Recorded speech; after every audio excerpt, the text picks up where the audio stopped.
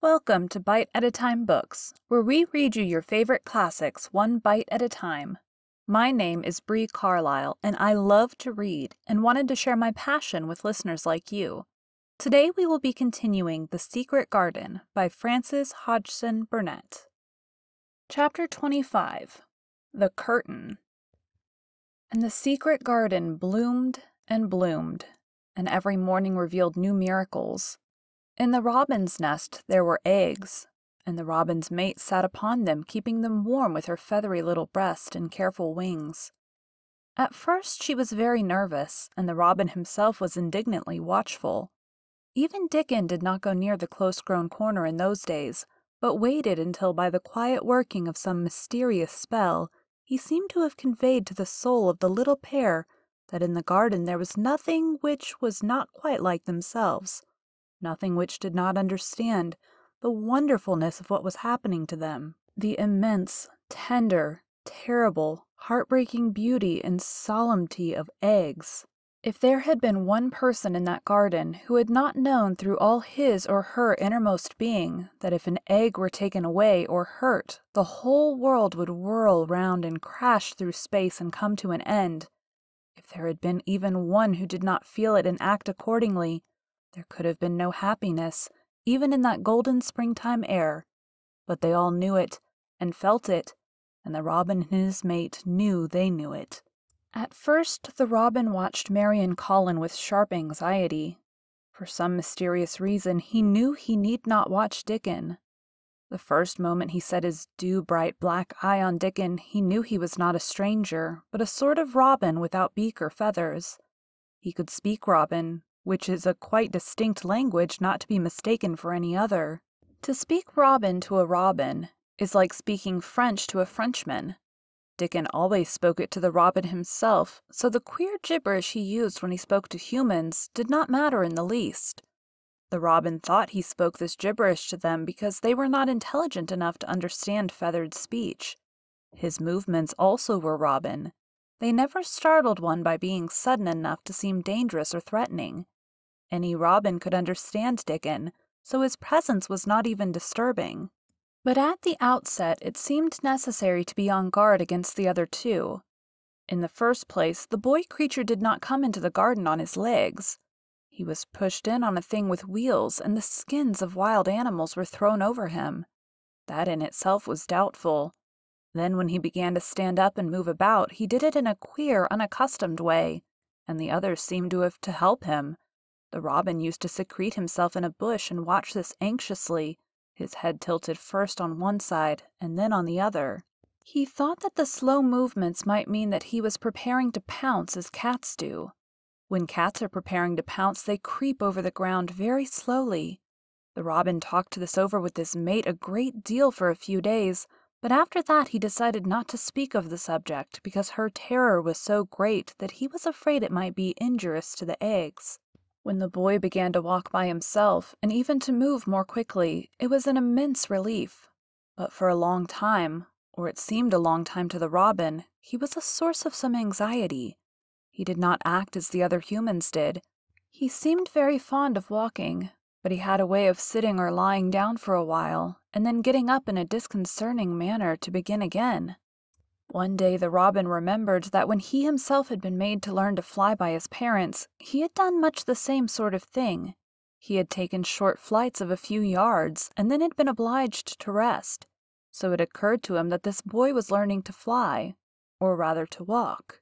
He mentioned this to his mate, and when he told her that the eggs would probably conduct themselves in the same way, after they were fledged, she was quite comforted and even became eagerly interested and derived great pleasure from watching the boy over the edge of her nest, though she always thought that the eggs would be much cleverer and learn more quickly. But then she said indulgently that humans were always more clumsy and slow than eggs, and most of them never seemed really to learn to fly at all. You never met them in the air or on tree-tops. After a while, the boy began to move about as the others did, but all three of the children at times did unusual things. They would stand under the trees and move their arms and legs and heads about in a way which was neither walking nor running nor sitting down. They went through these movements at intervals every day, and the robin was never able to explain to his mate what they were doing or trying to do. He could only say that he was sure that the eggs would never flap about in such a manner. But as the boy who could speak robin so fluently was doing the thing with them, birds could be quite sure that the actions were not of a dangerous nature. Of course, neither the robin nor his mate had ever heard of the champion wrestler Bob Haworth and his exercises for making the muscles stand out like lumps. Robins are not like human beings. Their muscles are always exercised from the first, and so they develop themselves in a natural manner. If you have to fly about to find every meal you eat, your muscles do not become atrophied. Atrophied means wasted away through want of use. When the boy was walking and running about and digging and weeding like the others, the nest in the corner was brooded over by a great peace and content. Fears for the eggs became things of the past. Knowing that your eggs were as safe as if they were locked in a bank vault, and the fact that you could watch so many curious things going on made setting a most entertaining occupation. On wet days, the egg's mother sometimes felt even a little dull because the children did not come into the garden. But even on wet days, it could not be said that Mary and Colin were dull. One morning when the rain streamed down unceasingly, and Colin was beginning to feel a little restive, as he was obliged to remain on his sofa because it was not safe to get up and walk about, Mary had an inspiration. "Now that I am a real boy," Colin had said, "my legs and arms and all my body are so full of magic that I can't keep them still. They want to be doing things all the time. Do you know that when I waken in the morning, Mary, when it's quite early and the birds are just shouting outside and everything seems just shouting for joy, even the trees and things we can't really hear, I feel as if I must jump out of bed and shout myself. If I did it, just think what would happen." Mary giggled inordinately. "The nurse would come running, and Mrs. Medlock would come running, and they would be sure you had gone crazy, and they'd send for the doctor," she said. Colin giggled himself. He could see how they would all look, how horrified by his outbreak and how amazed to see him standing upright. "I wish my father would come home," he said. "I want to tell him myself. I'm always thinking about it, but we couldn't go on like this much longer. I can't stand lying still and pretending. And besides, I look too different. I wish it wasn't raining today." It was then Mistress Mary had her inspiration. "Colin," she began mysteriously, "do you know how many rooms there are in this house?" "About 1,000, I suppose," he answered. "There's about 100 no one ever goes into," said Mary. "And one rainy day I went and looked into ever so many of them. No one ever knew, though Mrs. Medlock nearly found me out. I lost my way when I was coming back, and I stopped at the end of your corridor. That was the second time I heard you crying." Colin started up on his sofa. 100 rooms no one goes into," he said. "It sounds almost like a secret garden. Suppose we go and look at them. Wheel me in my chair, and nobody would know we went." "That's what I was thinking," said Mary. "No one would dare to follow us. There are galleries where you could run. We could do our exercises. There's a little Indian room where there's a cabinet full of ivory elephants. There are all sorts of rooms." "Ring the bell," said Colin. When the nurse came in, he gave his orders. "I want my chair," he said. "Miss Mary and I are going to look at the part of the house which is not used. John can push me as far as the picture gallery, because there are some stairs. Then he must go away and leave us alone until I send for him again." Rainy days lost their terrors that morning. When the footman had wheeled the chair into the picture gallery and left the two together in obedience to orders, Colin and Mary looked at each other delighted. As soon as Mary had made sure that John was really on his way back to his own quarters below stairs, Colin got out of his chair. "I'm going to run from one end of the gallery to the other," he said, "and then I am going to jump, and then we will do Bob Haworth's exercises." And they did all these things and many others. They looked at the portraits and found the plain little girl dressed in green brocade and holding the parrot on her finger. "All these," said Colin, "must be my relations. They lived a long time ago. That parrot one, I believe, is one of my great-great-great-great-aunts. She looks rather like you, Mary. Not as you look now, but as you looked when you came here. Now you are a great deal fatter and better looking." "So are you," said Mary, and they both laughed. They went to the Indian room and amused themselves with the ivory elephants. They found the rose-colored brocade boudoir and the hole in the cushion the mouse had left, but the mice had grown up and run away and the hole was empty.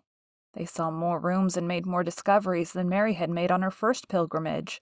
They found new corridors and corners and flights of steps and new old pictures they liked and weird old things they did not know the use of.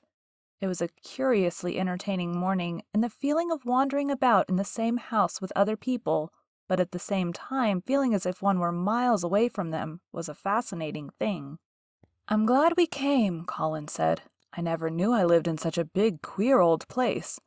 I like it. We will ramble about every rainy day. We shall always be finding new queer corners and things."